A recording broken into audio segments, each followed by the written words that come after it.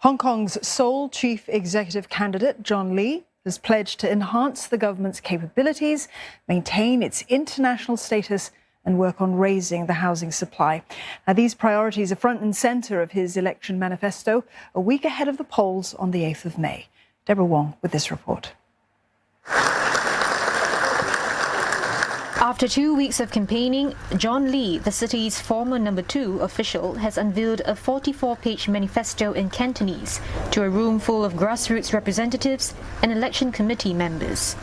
First order of the day, enhancing the city's governance, with clear goals for officials. He will assess security risks across various sectors and implement Article 23, the anti-subversion law in Hong Kong's mini-constitution.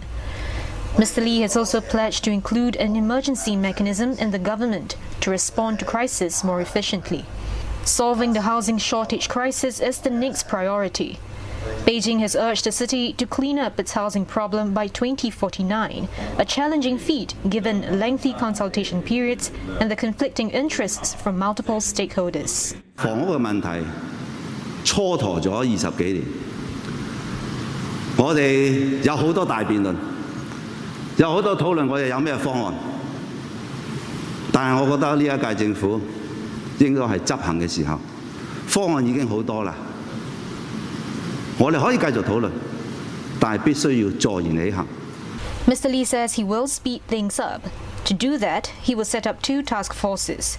One to review slashing waiting time for public rental flats, and the second to assess areas for land development. He committed to follow through with the current administration's proposal to develop the northern metropolis, with the goal of deepening integration with the Greater Bay Area.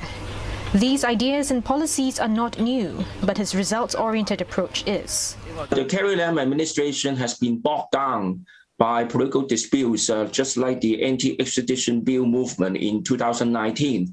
And then the last stage of the Carrie Lam administration was affected by how the national security law had to be implemented.